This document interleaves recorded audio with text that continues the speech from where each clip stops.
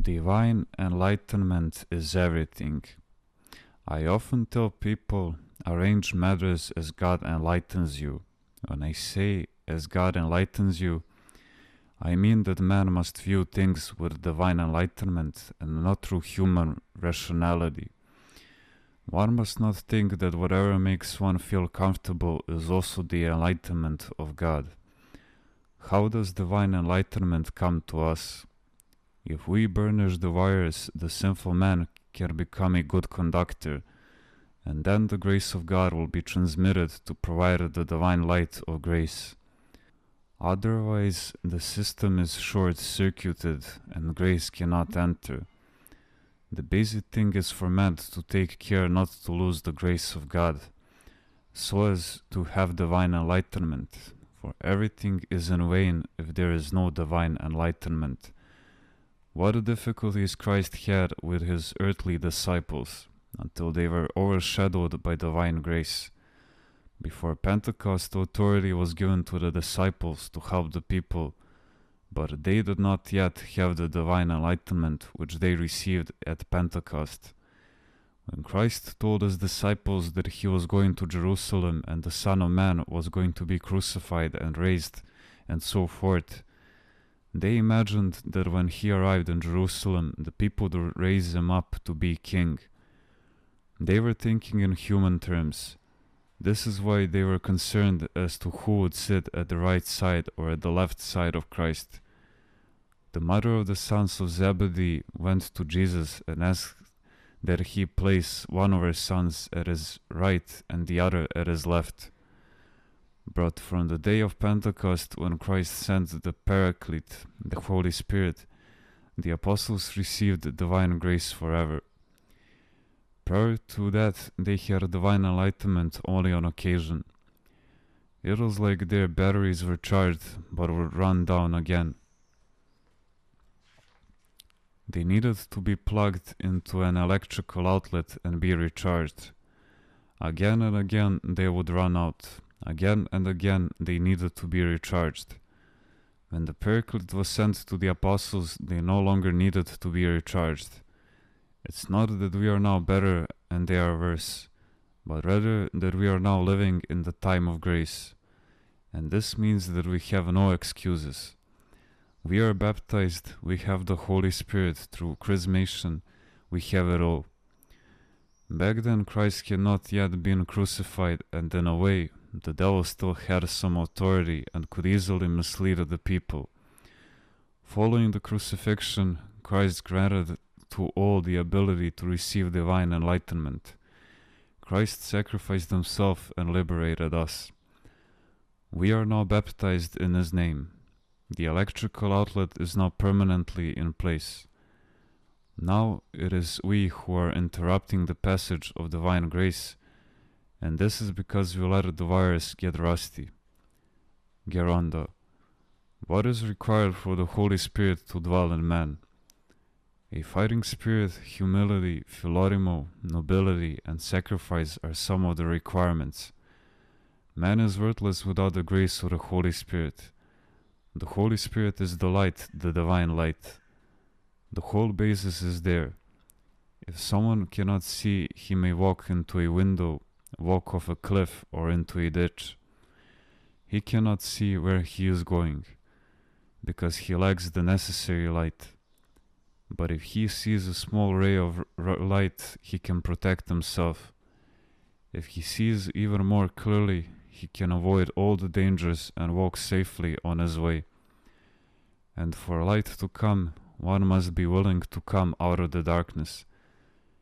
Even if people see poorly, they will not fall and God will not be displeased. If a father is troubled and worried over his children falling into mud, into thorny bushes or off a cliff, imagine how much even more God himself is troubled over us. All the evil in the world exists where divine enlightenment is lacking. And when divine enlightenment is lacking, man is in darkness. Then one person says, "Let's go this way," and the other says, "No, I know better, this is the way we must go." And so it goes this way, no, that way. Each person thinks it is better to go his way.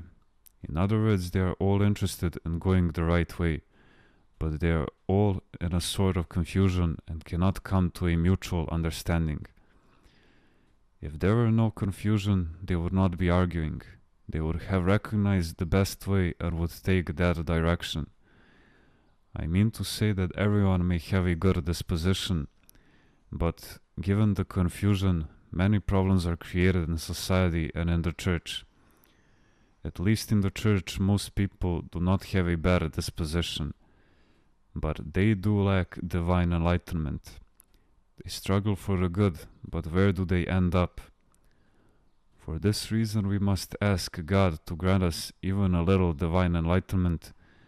Otherwise, we will constantly stumble as if we were blind. In the divine liturgy, when the priest says, "We offer to you your own from your own," I pray to God that He provide light for the people to see. A small ray of light provided by God can dispel the darkness. Keep the people from spiritually crippling themselves in the darkness.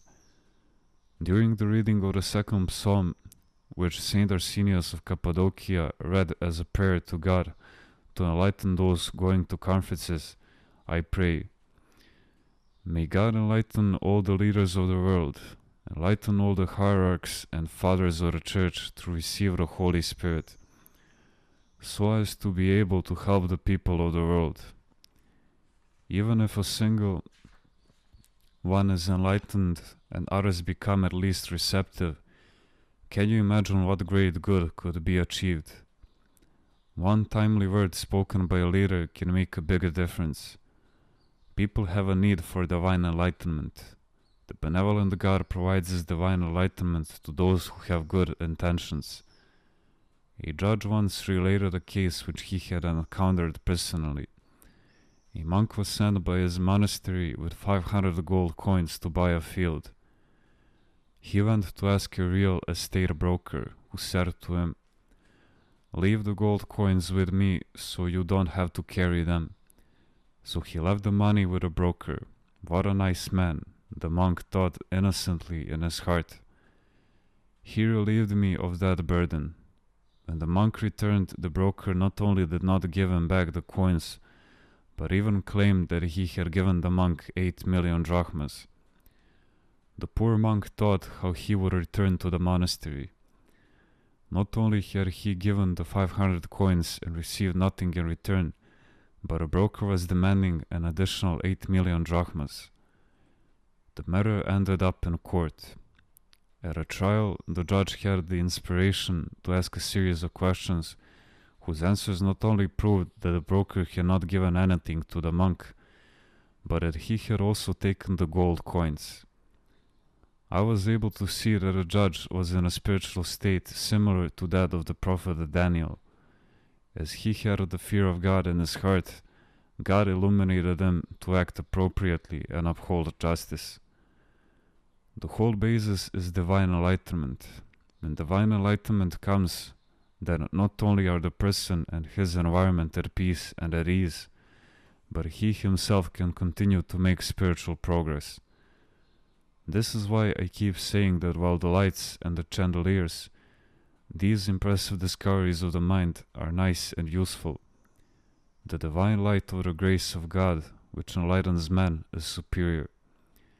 The person who has divine enlightenment can see things very clearly. He is well informed without doubts and can positively help others without becoming weary.